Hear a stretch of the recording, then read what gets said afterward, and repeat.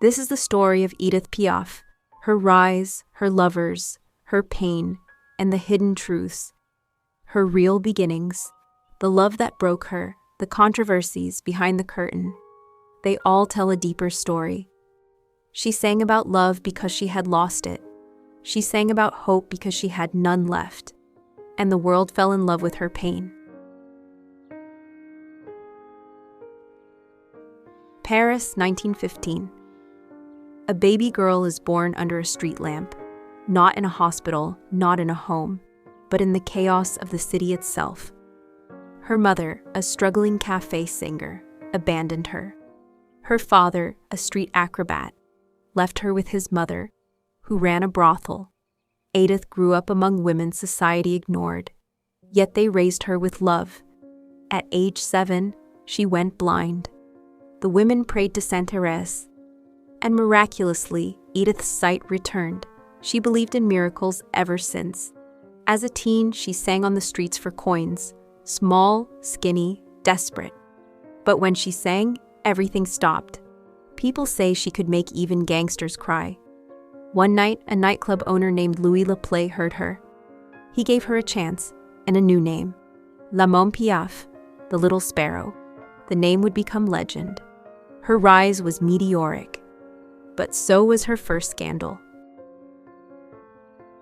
In 1936, Louis Leplay was murdered. Piaf's old street friends were suspects. The press turned on her overnight. She was questioned, branded a criminal by association, and nearly lost everything.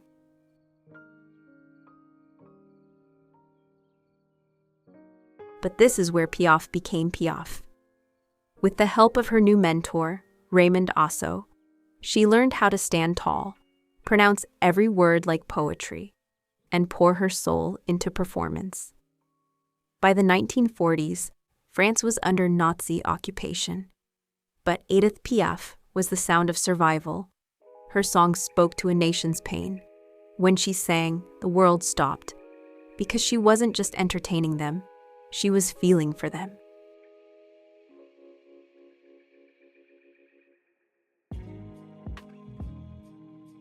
Then came Marcel Cerdan, the boxing world champion, married, adored, untouchable.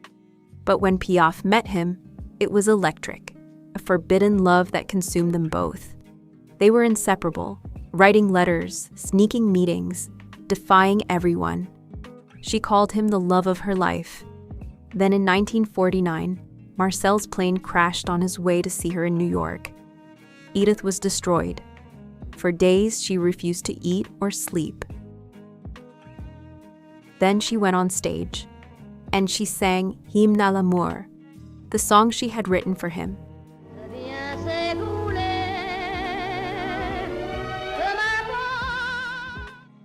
The audience wept, because when she sang Dieu réunit ceux qui s'aiment, God reunites those who love each other, they knew she was singing to a ghost. From that moment, every song Piaf sang carried that loss.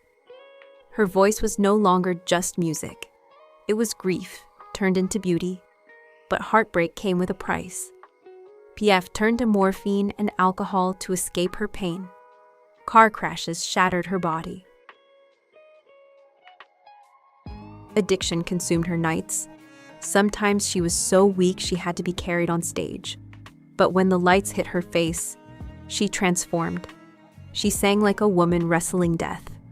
And the world couldn't look away. Journalists began following her relentlessly, not to celebrate her, but to witness her collapse. They wanted the headline, Edith Piaf dies on stage. She knew it. She even joked about it. But she refused to stop, because singing was the only thing keeping her alive.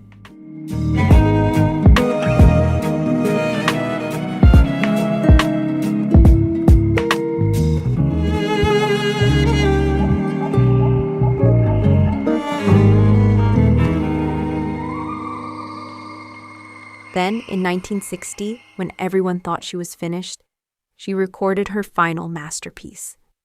Non, je ne regrette rien. No, I regret nothing. It wasn't just a song. It was her confession.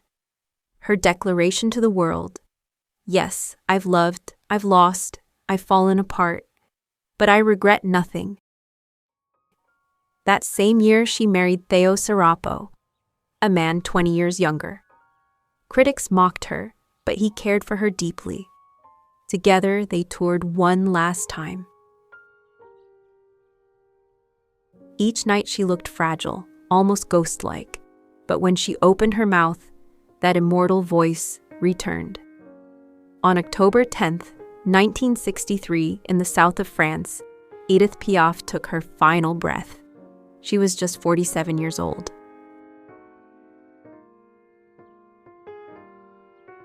Her body was secretly driven back to Paris, because Piaf belonged to Paris. On the day of her funeral, traffic stopped. Over 40,000 people flooded the streets to say goodbye. The church refused her a proper funeral, but the people didn't care. They already knew she was a saint of the streets. Edith Piaf didn't just sing songs, she became them. Her voice still fills cafes, films, and late-night playlists across the world, reminding us that love and loss are two sides of the same song. She once said, "Singing is a way of escaping. It's another world. I'm no longer on earth when I sing," and that's exactly how the world remembers her. A voice that soared far above the pain of being human. Because in the end, Edith Piaf didn't die on stage. She lived there, forever.